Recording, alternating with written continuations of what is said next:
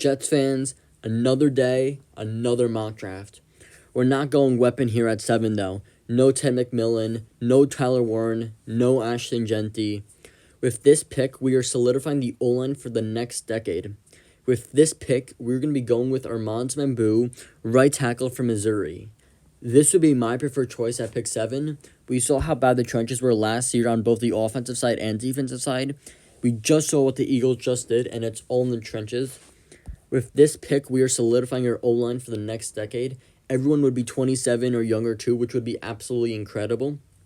I think this would be my preferred choice and the smartest pick for the Jets to make here at pick 7. So with the 7th pick in the 2025 draft, I have the Jets taking Armand Mambu, right tackle from Missouri. Now here on day 2 of the NFL draft, I'd probably look to add in some weapons for Justin Fields. I would probably either look for a wide receiver or tight end here. And the two guys that already stand out to me are either Harold Fandon Jr. or Trey Harris. I'm not as big as a Harold Fandon Jr. guys as some other people I know. To me, he's more of like a Jonnu Smith type guy. Just has that speed, not really a great blocker or anything like that. I prefer Mason Taylor over him, Elijah Arroyo, or even some guy in the later rounds like Luke Lakey, who's projected to go in like round 5. I prefer over him in my opinion, which might sound a little crazy. With this pick, I'd probably go Trey Harris. I think this would be my preferred pick. He has a great route runner. He has great hands. He has great size as well. And for his size, he has surprisingly good at yards after the catch, which is something this team lacks, or we do have, just never use him. So I think Trey Harris here at 42 would be my preferred choice for the Jets to make, and we're getting another wide receiver and a new weapon for Justin Fields. Trey Harris at 42.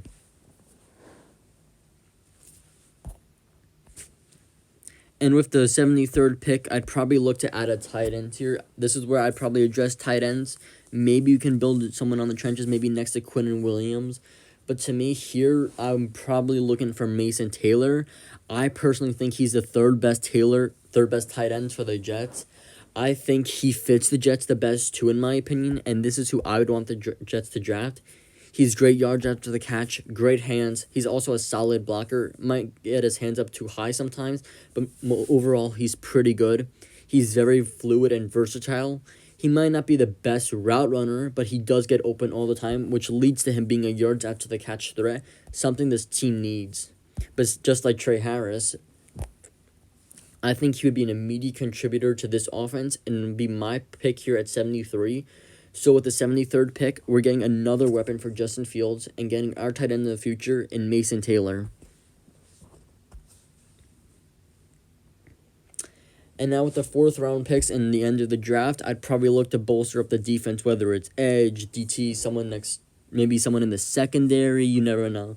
And so a guy I really do like and I think deserves a lot more attention right here is Joshua Farmer. Great run stopper. He's also great at rushing the passer.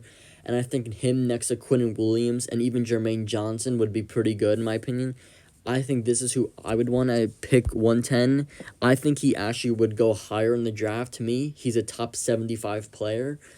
I really do like him, and I'm shocked he fell this far, and they have him ranked at 105. But considering he's here, I think this is who I would want the Jets to go, and that's why I'm selecting Joshua Farmer at 110.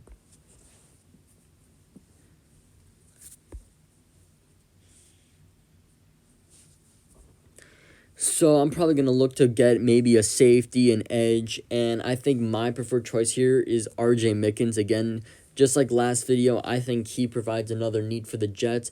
Fan favorite. I think this would just be an amazing addition to the team. Has great vision, great tackler. He's great at lurking the QB, something this team lacks, and I think he would be an awesome pick here. So R.J. Mickens at 145. With pick 162, I'd probably look to maybe add another weapon for the offense.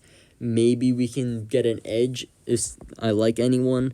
I'll check who's available right now. I mean, Jack Sawyer's okay, but he's not my favorite guy. And I know he's supposed to go higher, but I wouldn't pick him here in this case. And so with my preferred choice here, I might want to go with Jalen Lane. I think he's an absolutely great route runner. He has great balance as well, similar to Malachi Corley, and similar to Trey Harris and Mason Taylor. They're both great yards after the catch, something this team desperately needs, besides Corley, obviously. And with this pick, I think he could be a nice wide receiver for this team, and this would be my preferred choice at 162. So Jalen Lane at 162.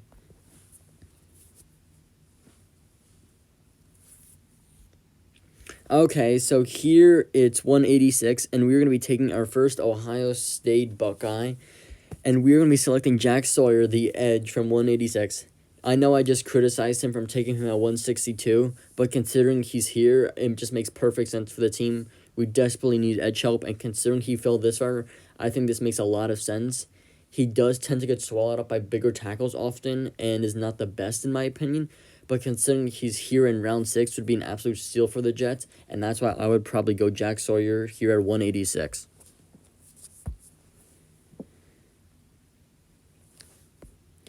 So here we are at 207, and I'd either look to maybe add a running back, maybe another weapon for Justin Fields in general, maybe get a corner. We could see who's available. I'm not a big fan of anyone really available. Starts to slack here. Same for the safeties. Linebackers are not my favorite. Kobe King's okay, but he's okay, not amazing. And so I'd probably look to add someone on the offensive, whether it's running back, wide receiver, maybe another tight end for this team. I mean, we have Breece Hall, who's on the last year of his contract, so maybe getting a running back here would be a smart idea, or maybe not.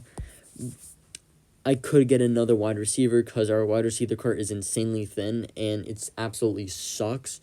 So I could go for another guy here, like Ja'Cory Brooks, maybe. Elijah Badger's a guy I really like. Efton Kism is another guy I really like and deserves more love. I could go for another tight end, like Luke Lakey, like I said earlier. I love him. I think he's a great route runner. I think he would be a great tight end too for this team in case Jeremy Rucker just say the Jets cut him or trade him for like a 7th round pick, just say. I think this could be a nice tight end too for the future. And we saw how good Iowa tight ends are now in the league. I think this could be a late round steal for any team. And so either him or Jackson Hall is going to be my preferred choice here at 207. But since I went with Jackson Hall in last draft, I'll go Luke Lakey here in this draft. So Luke Lakey here at 207. And that concludes the mock draft. And let me know, guys, what you think about it when it's done loading. And I think this is what I would prefer to do if I was the Jets. I want to go tackle for the future and solidifying our O-line for the next decade. I would rather do this than going tight end in round 1. I think you can land a tight end in any round. It's such a stacked tight end class. I don't think it's a need to possibly go tight ends here. We saw what Bowers was last year. I still think Olu was the right pick. And solidifying our O-line for the next decade would be absolutely amazing. And especially on the trenches and having the trenches for the future, I think this would be great. So let me know, guys, what you think of this draft. Thank you guys so much for watching.